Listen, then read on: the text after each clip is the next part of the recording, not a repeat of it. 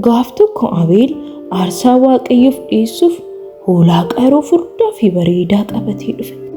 Yaahwee gooftaa koo maaloo aarsaa koo isa xiqqoo fudhadhu.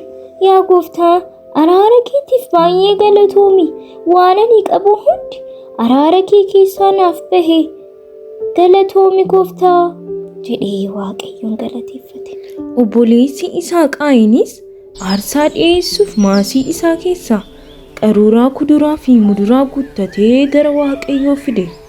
Waan inni fidee dhufe sun garuu qulqulluu hin fakkaatu, waan namatti tolus hin turre. Waaqayyo gara aarsaa isaa gara Qaayinis ni ilaale.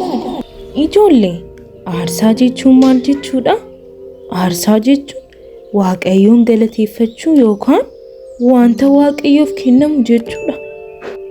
Egaan waaqayyo Abeelii fi aarsaa isaatti hin gammade, Qaayinii fi aarsaa isaatti garuu hin gammanne.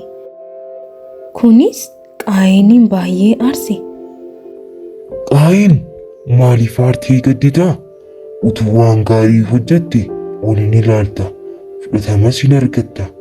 Gaarii yoo hin hojjenne garuu cubbuun balbala kee in rurrukuta jedhee waaqayyo Qaayinitti dubbate.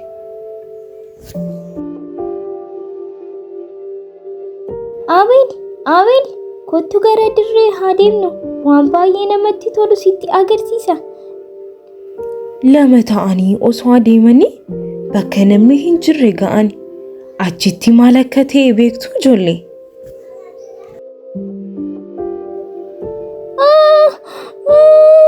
Yaa gooftaa koo na gargaari.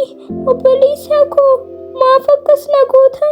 Adaraa na ajjeesin. Maaloo maalis si godhe? Obboleessa koo.